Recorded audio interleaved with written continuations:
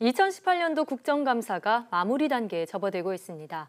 오늘 과학 돋보기에서는 과학기술 분야 국정감사의 주요 쟁점들을 짚어보겠습니다. 네, 한국과학기술기획평가원 김상선 원장님 나오셨습니다. 안녕하세요. 안녕하세요. 네, 이번 국정감사 때문에 원장님도 좀 바쁘셨을 것 같은데요. 네. 이번 과학 분야의 국정감사 어떤 일정으로 진행됐나요? 국정감사는 아시다시피 이제 국회가 행정부의 국정 운영이라든가 예산 집행 전반을 보는 건데요. 네. 지난 10월 10일 날 시작해서 오늘까지 이제 다 마치게 돼 있습니다. 그런데 과학기술부자는 그동안에 이제 국회라든가 또 세종청사라든가 대덕연구단지라든가 이런 데 다니면서 쭉 했고요. 지난 금요일 날 이제 종합국감을 했어요. 그래서 네. 사실은 이제 과학기술 분야 국감은 거의 마무리 단계에 와 있다 이렇게 볼 수 있겠습니다. 그 마무리가 되는군요. 네. 네, 그간 20여일 동안 국회와 지방을 오가면서 크고 작은 쟁점들이 많이 제기가 됐을 것 같은데요. 어떤 얘기가 나왔나요? 과학기술 전반에 대해서 다 다른 것 같아요. 네. 예를 들어서 뭐 기관 운영이라든가 또 국가 R&D에 대한 어떤 효율적인 이용 증진이라든가 또 뭐 노벨상 문제라든가 또 과학기술 인력 문제라든가 뭐 연구 윤리 문제 지금 많이 거론됐지 않습니까? 네. 또 뭐 남북 과학기술 협력 그런 문제들이 아마 전반적으로 다 논의가 된 것 같습니다. 네. 예, 그렇군요. 흔히 국정감사를 생각하면 뭐 호되게 질책하거나 뭐 그렇죠. 그런 좀 무거운 분위기가 진행되는 걸로 알고 맞아요. 있는데 이번 국정감사는 좀 분위기가 달랐다고요. 네, 그러니까 감사라는 게 원래 잘못된 걸 지적하는 게 주로 중점을 두기 때문에 지금 말씀하신 것처럼 뭐 호통치고 질타하고 그런 모습이 많이 보이는데 과학기술정보통신위원회에서 물론 그런 면도 있었지만 좀 특징이 있다면 금년에는 좀 우수한 기관, 우수한 성과를 도출해서 이렇게 장려하고 칭찬해주는 그런 모습이 많이 보였어요. 네. 근데 사실은 아시다시피 과학기술은 이제 과학기술자가 하는 거기 때문에 이렇게 과학기술인들의 사기를 높여주는 이런 것들은 저는 굉장히 바람직한 일이라고 보고 앞으로도 아마 이 좀 과학기술 국가하면 좀 이렇게 이런 것도 많이 있었으면 좋겠다 이런 생각을 해봅니다. 네. 자, 좀 더 구체적으로 얘기를 나눠보면 내년도 과학기술 분야 R&D 예산이 20조 원을 돌파했죠. 그렇죠. 네. 이 예산이 제대로 쓰이고 그 효력을 잘 발휘하기 위해서 어떤 의견들이 나왔나요? 어떻게 보면 가장 중요한 이슈죠. 말씀하신 것처럼 내년도 이제 정부가 지금 제출한 예산안에 따르면 20조 4천억에서 20조씩가 되는데 어떻게 예산을 잘 써서 효율을 높이느냐 중요하지요. 맞습니다. 여러 가지 이슈들이 제기가 됐는데 특히 많이 제기된 문제가 평가제도. 그래서 평가를 뭐 성공 실패 이런 것보다는 연구 성과가 어떻게 확산되고 실용화되고 또는 뭐 연구하는 도중에 어떤 애로사항이 있는지 그런 것들을 좀 컨설팅하는 그런 중심으로 바꾸는 게 좋겠다. 양적인 평가보다는 좀 질적인 평가로.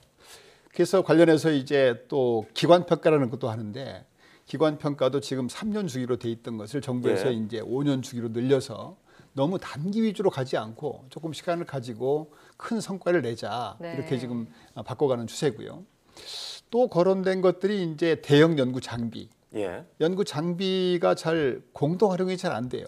그래서 이제 어떻게 하면은 연구 장비가 공동 활용을 통해서 그 운영의 효율을 높일 수 있느냐 이런 문제들이 많이 제기가 됐고요.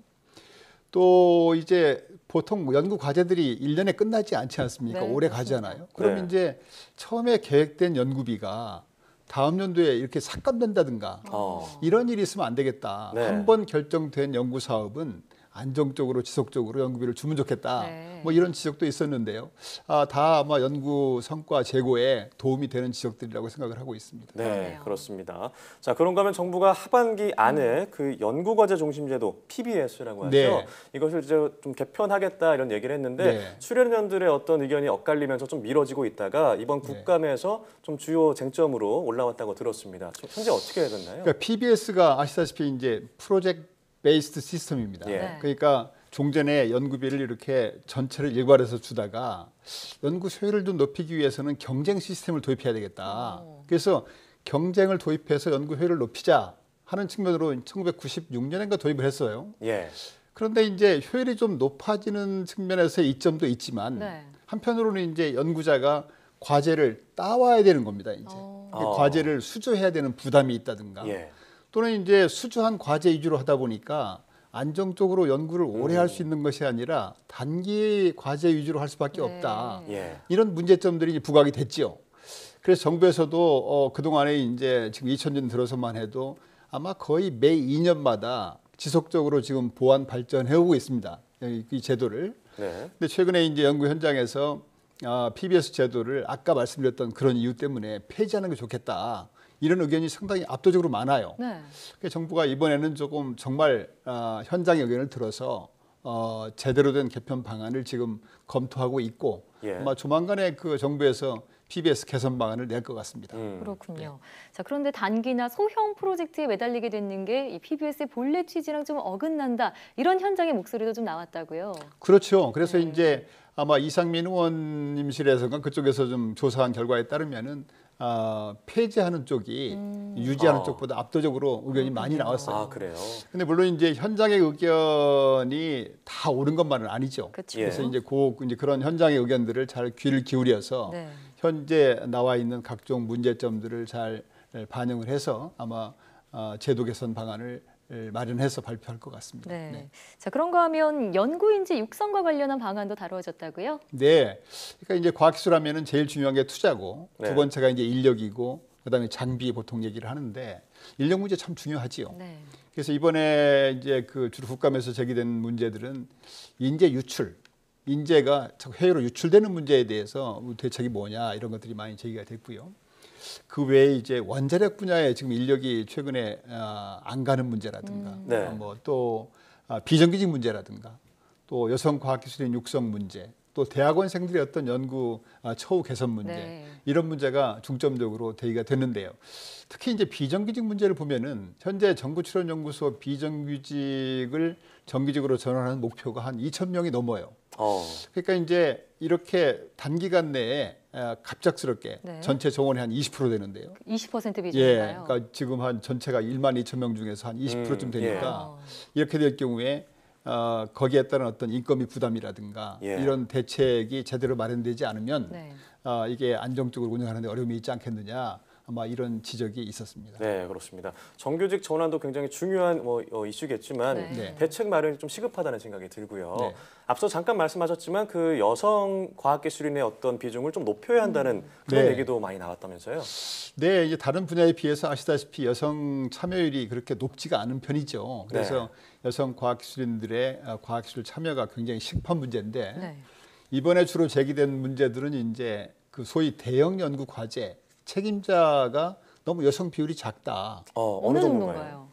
글쎄 제가 더 정확한 통계는 그렇습니다만은 네. 작다는 겁니다. 이제 예, 작고 또 연구 과제당 그 평균 연구비 비율도 네. 작다는 거예요. 네. 그래서 그런 문제는 물론 정부에서도 계속 고쳐나가고 있고 앞으로 이제 보완해 나가야 되는데 참고로 이제 정부에서는 지금 여성 과학기술인 육성을 위해서 채용할 때 여성 과학기술인 채용 목표제라는 걸 도입을 하고 있어요. 그래서 네.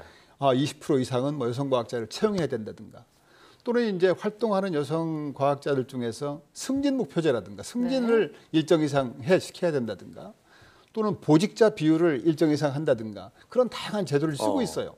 특히 여성 과학기술인들은 이제 출산 휴가를 가신 뒤에 다시 경력 복귀할 때 어려움이 많아요.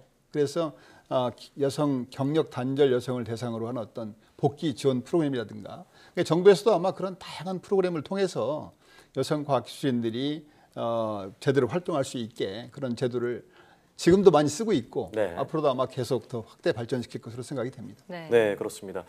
그러면은 이제 이번 국정감사에서 특별히 눈에 띄었던 점이 어떤 점이 있는지 간단하게 소개 부탁드리겠습니다. 이번 국정감사에서 우선 저희 빠뜨린 게 있는데 예상외였어요. 그 의원님들께서 그 사이언스 TV 얘기를 하시더라고요.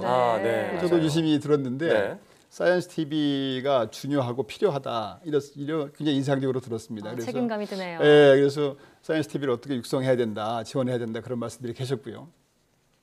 이번 과학기술 분야 특징이 있다면은 저는 한 두 가지를 말씀드리고 싶은데 하나는 이제 지난 22일인가요? 그 국가과학기술연구회라고 있습니다. 그 25개 출연연구소가 거기 산하에 있는데 거기 국감을 할 때 화상 국감을 했어요. 그래서 직접 이렇게 화상으로 국감을 하는 거지. 네, 직접 참가하지 않고요. 저는 인상적이었던 것이 아시다시피 지금 세종청사라든가 서울청사라든가 또 지방의 혁신도시 그래서 이 업무를 위해서 출장이 잦을 수밖에 없는데 각종 회의를 위해서 이렇게 오가는 기회비용들이 참 많아요. 그래서 우리가 아마 이런 어떤 지방화 시대를 맞이해서 이번에 화상회의 시스템처럼 업무 일하는 방식을 바꿔야 되겠다. 그래야 국정 전반의 효율이 높아지지 않을까 싶어서 네. 앞으로도 아마 이런 화상 국감뿐 아니라 화상 회의 시스템들은 대폭 활성화시켜야 되겠다는 생각이 들고요. 두 번째는 이번 그 국감 때 현장을 가셨어요. 중형 가속기 건설 현장이라든가 뭐 기초과학연구원이라든가 원자력연구원 이런 것도 저는 굉장히 바람직한 것 같아요. 가서 현장의 목소리를 직접 듣고 아까도 말씀드린 것처럼 연구원들은 사기가 중요한데 가서 격려도 해주시고 네. 그런 측면에서 아마 그 두 가지는 굉장히 좋았던 점이고 앞으로도 계속 그런 쪽으로 좀 발전시켜 나가야 되겠다 이런 생각이 들었습니다. 네, 맞습니다. 이런 현장의 목소리를 더 듣기 위해서 무엇보다 긴 호흡의 제도 개선, 예산안 마련이 필요하겠다는 생각이 드네요. 네, 지금까지 한국과학기술평가원 김상선 원장과 함께했습니다. 오늘 말씀 고맙습니다. 감사합니다.